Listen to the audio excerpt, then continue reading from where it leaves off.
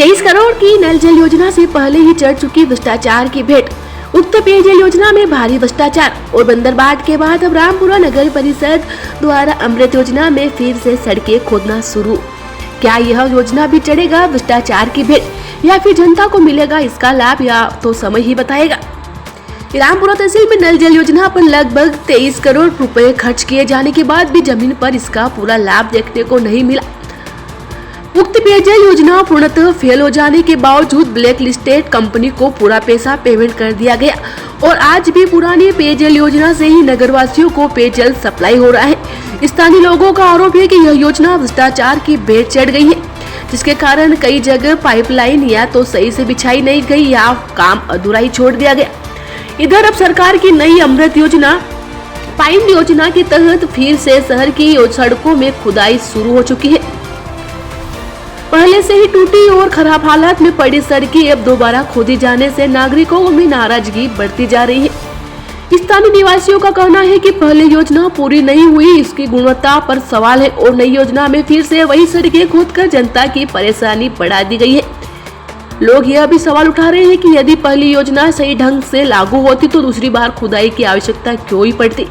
फिलहाल प्रशासन की ओर से इस विषय में कोई स्पष्ट बयान सामने नहीं आया है। जल योजना जब चालू हुई थी 2014 के पहले से, जब ये योजना का एक खाका तैयार किया गया था, उस टाइम पे भी हमने इसका एक विरोध करा था।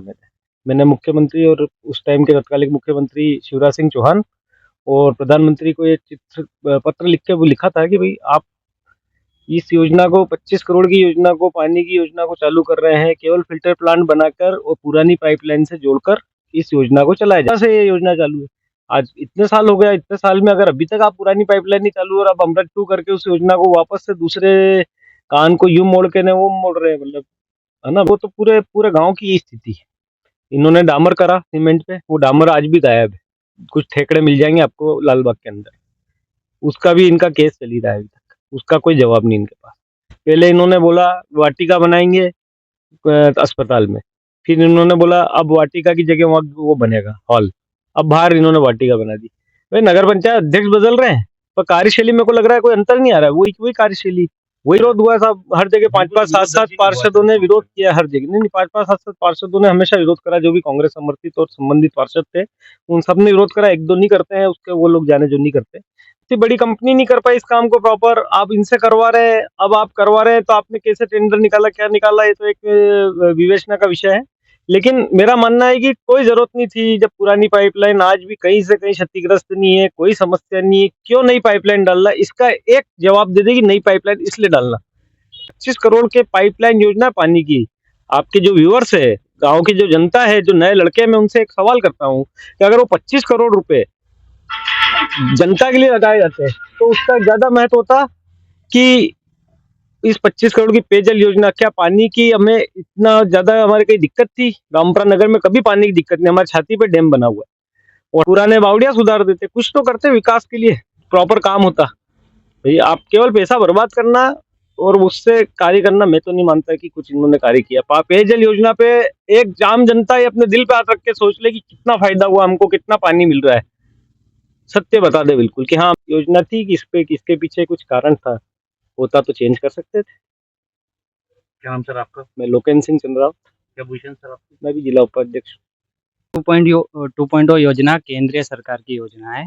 इसमें अपना 2 करोड़ 20 लाख की योजना है पूरी, जिसमें 2 टंकियां बननी है, दोनों ग्राउंड सर्विस रिजर्वायर है और एक टंकी 200 KL की है जो कोली मंदिर के पास में बन चुकी है और एक 350 KL की कोली मंदिर के पास बन चुकी है, 200 KL की नानी छोटी पर बननी है। इसके अलावा 7.5 किलोमीटर की लाइन डलेगी जो ऑलरेडी UIDSS-MT में 3 टंकियां बनी हुई थी।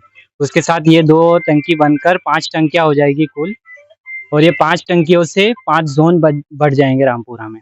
और सभी जोन रोड रिस्टोरेशन के टाइम या रोड बने पिछले कुछ सालों में उसमें वो टूट चुके हैं।